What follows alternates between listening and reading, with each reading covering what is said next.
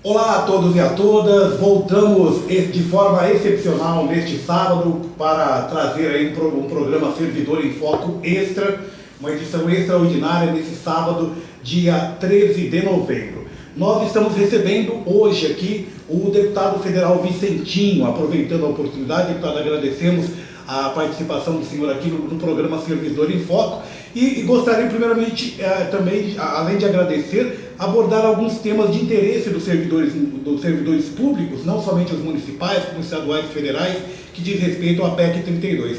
Primeiramente, antes, o porquê da vinda do senhor a Rio Preto nesse sábado. Bom, primeiro quero agradecer, Sérgio, pela oportunidade desse diálogo com vocês, com os servidores municipais. Um abraço muito carinhoso para minha querida Sânia, essa mulher carregada de dignidade, de compromisso com a nossa gente. Me coloco aqui inteiramente à disposição. A minha vinda aqui é uma visita depois do Covid, né? Depois da pandemia. O Covid ainda não parou, mas a gente já começa a revisitar a região.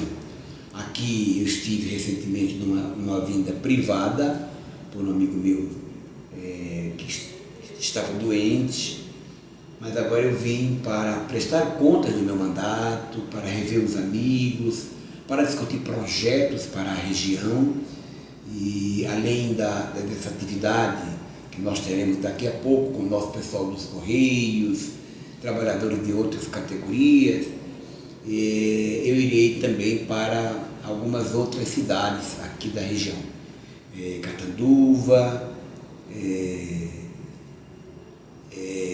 Guarani do Oeste e mais outras cidades, são várias em que eu participarei aqui com muito gosto.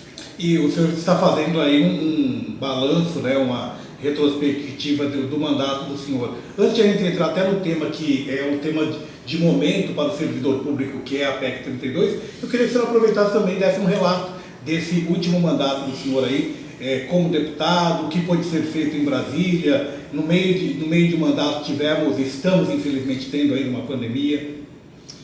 Olha, o mandato, graças a Deus, está bem, até porque o Congresso em Foco, que é um site que acompanha a atuação dos parlamentares, fez uma apuração agora sobre a postura de cada parlamentar, e este parlamentar aqui, este deputado, foi eleito dentre os 513, um dos 30 melhores, o que me deixou muito feliz, mostrando que a gente tem tido uma boa atuação.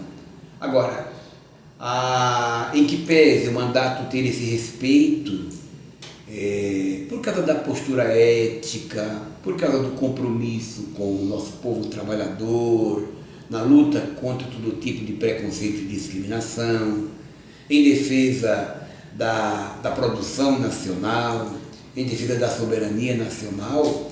Apesar de toda essa luta, nós estamos enfrentando um momento muito difícil no Congresso, porque tem uma maioria, essa maioria, embora eleita pelo povo, tem votado contra o povo. Foi assim na reforma trabalhista, que eu chamo de deforma, foi assim na deforma previdenciária e agora eles querem na deforma administrativa. Eu chamo de deforma porque quando você vai reformar um carro ou vai reformar a casa vai ficar muito melhor e mais bonita, o carro vai ficar muito mais preparado. Do jeito que eles estão fazendo, retirando sempre direitos, isso não é reformar, isso é piorar a situação da nossa gente, em detrimento dos grandes grupos econômicos que querem fazer do Estado o seu grande aparato para continuar tendo lucro, não somente os capitalistas brasileiros, como também os capitalistas estrangeiros. Então, é uma dificuldade imensa. Essa semana foi aprovado contra o nosso voto um calote extraordinário aos credores da questão que se refere aos precatórios. Aos precatórios, obrigado. Aos precatórios, porque eles, ao aprovar esse calote, estarão tirando dinheiro para uma verba que ninguém sabe para onde vai, é um cheque em branco, e desse cheque em branco tira lá um percentualzinho para dar para uma parte do povo que precisa, em detrimento do projeto que já existe, que é o Bolsa Família, que é uma lei permanente. Eles acabaram, e essa proposta que não atende nem a metade do povo brasileiro que precisa, vai valer até o ano das eleições, com um profundo interesse eleitoreiro. Agora, ninguém fala da quantidade imensa de dinheiro que foi para lá. Então, e existe uma preocupação também, porque nós tínhamos aí o Bolsa Família, que ele era, você mesmo colocou, era um programa permanente, ele deixou de existir, e esse programa que veio no lugar, ele tem data de validade. E dependendo do resultado das eleições, ele pode deixar de existir já no ano seguinte. Ele pode deixar de existir, dependendo das eleições, por isso que eu sou apoiador com muito orgulho do presidente Lula. Foi no governo dele que foi criado esse projeto, e se Deus quiser, com a eleição do presidente Lula, nós vamos retomar muitos direitos que foram arrancados dos trabalhadores e da nossa gente. Agora, é difícil no Congresso esse embate. Por quê? Porque, como eles são maioria, eles estão aprovando o que querem. Alguma coisinha que é importante, a gente aprova, outras coisas a gente luta muito, ainda mais quando se trata de retirada, de empobrecer o nosso povo. Para você ter uma ideia, Sergio, no mundo do trabalho, que é um mundo que estou envolvido, eu sou um defensor da classe trabalhadora, nós temos, para o nosso povo aqui ter uma ideia, nós tínhamos na região do ABC, que é uma região industrial, onde eu moro, e nessa região, com montadoras, empresas químicas, polo petroquímico e outras empresas, autopeças, enfim, éramos 363 mil trabalhadores com carteira assinada. Hoje, aliás, antes da pandemia, esse número caiu para 180 mil. Com a pandemia a gente não sabe ultimamente, mas a pandemia aprofundou a crise. Significa dizer que a maioria dos trabalhadores já não tem mais 13º, fundo de garantia, aviso prévio, não tem mais sindicatos, portanto não tem mais convenções coletivas ou acordos coletivos, estão na informalidade. Inclusive na Câmara eu estou criando a Frente Parlamentar em defesa dos trabalhadores da economia informal. E dá pena ver essa situação, e São Paulo, a capital, é um retrato. Hoje, na capital, se qualquer pessoa for ao centro de São Paulo, a qualquer momento, e, por exemplo, visitar a Praça da Sé, verificará que ali nas redondezas ou na própria praça tem milhares de pessoas em condição de rua. A capital de São Paulo tem hoje 45 mil pessoas sem ter onde morar, sem ter condições de viver dignamente. Resultado de quem? De políticas destrutivas dos direitos do nosso povo. Vamos aproveitar agora, deputado, por conta até mesmo do tempo, vamos abordar agora a questão da PEC 32. Há alguns meses o próprio Sindicato de Servidores realizou aí com apoio participou de uma audiência pública convocada pela Câmara Municipal, o senhor até participou virtualmente nessa audiência pública. Eu queria que o senhor falasse um pouquinho sobre os prejuízos dessa PEC 32, como o senhor mesmo colocou, essa reforma administrativa. Bem, primeiro eu quero falar da satisfação de ter participado, quero parabenizar a Câmara dos Deputados aqui de São José dos Campos, São José do Rio Preto, a Câmara Municipal de São José do Rio Preto, perdão, porque esta Câmara aprovou uma moção contra a PEC 32, a proposta de emenda à Constituição. Não foi votada ainda por causa da mobilização popular, a presença, e eu recebo sempre lá em Brasília os servidores públicos municipais, através da FETAM, que é a Federação dos Trabalhadores Municipais do Estado de São Paulo, da CONFETAM, mas também das outras organizações dos servidores estaduais e nacionais. Esta PEC, ela tem um fio condutor muito parecido com a reforma da Previdência e a reforma trabalhista. Só que esse fio condutor, ele é mais agravado. Por quê? Porque eles pretendem fazer com que o Estado brasileiro perca a sua característica, que é fundamental para o povo, que é ser o porto seguro da nossa gente, que é ser o porto seguro dos mais fragilizados do nosso país. A Constituição de 88, desde o primeiro artigo, mas sobretudo no quinto artigo, depois no sexto, que trata dos direitos sociais, no sétimo e no oitavo, que trata dos direitos dos trabalhadores e da organização sindical, esses artigos todos estão ameaçados, inclusive são cláusulas pétreas, que não podem ser modificadas. Mas eles estão fazendo de uma maneira que o Estado brasileiro perde este papel, eles ferem os princípios que regem a administração pública, quebrando a impessoalidade, quebrando a qualidade, quebrando as garantias para a nossa gente, para transformar o Estado apenas em um instrumento dos grandes grupos econômicos. Hoje já existe a parceria público-privado, que é o PPP, que é de maneira equilibrada, com uma visão, com compromissos, mas da maneira que eles querem fazer com que o privado vá, tanto é que estão privatizando, querem privatizar os Correios, querem privatizar a EBC, querem privatizar várias empresas públicas. A própria Petrobras agora. A Petrobras que está sendo queimada por esse genocida. Pois bem, nesse sentido, sobra para o povo. E eu quero parabenizar os sindicatos e servidores públicos, porque tem uma grandeza maior aí. Quando o servidor vai à rua na luta contra o fim da estabilidade no emprego, é claro que é uma preocupação justa com o emprego.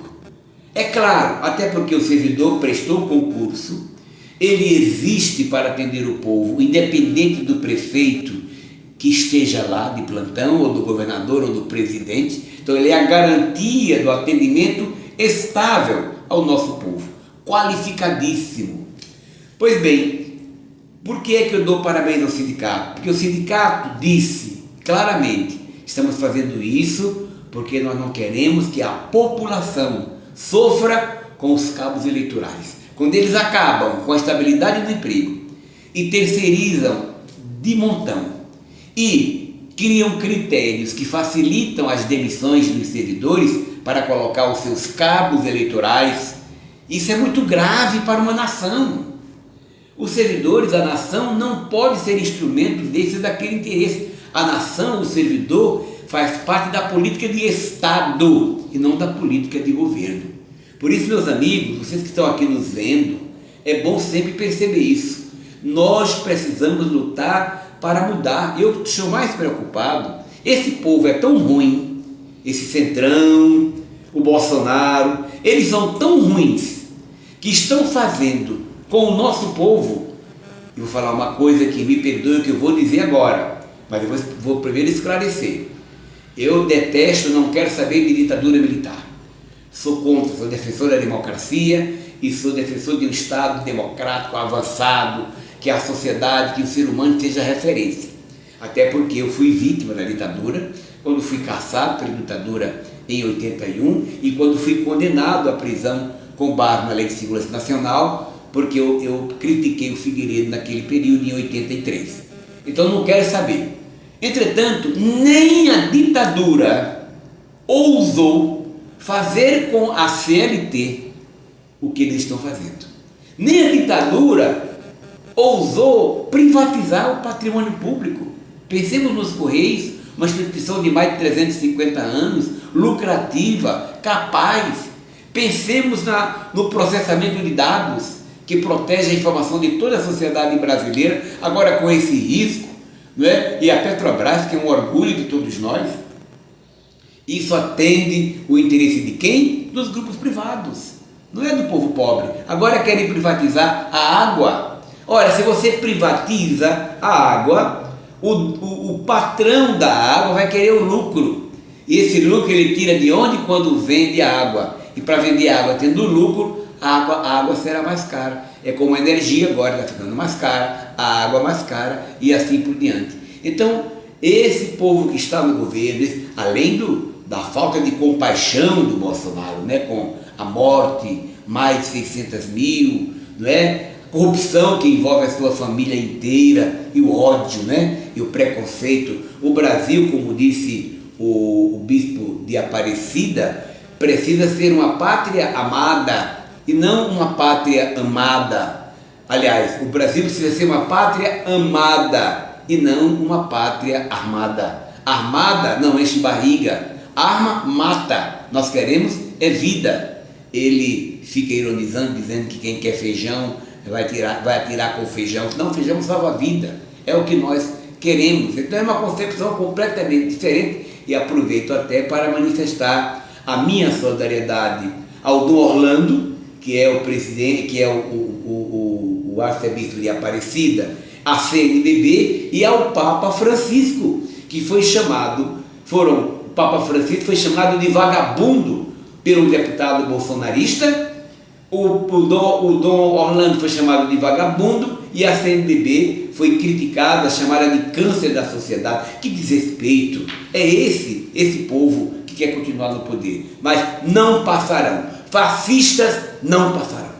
Então, só para a gente finalizar esse bate-papo, falar sobre, nós temos uma data importante a ser comemorada, a ser lembrada, que é o dia 20 de novembro, apesar que todo esse mês de novembro várias atividades estão acontecendo nacionalmente, mas a data marcada é o dia 20 de novembro. Eu queria que você falasse um pouquinho sobre ela.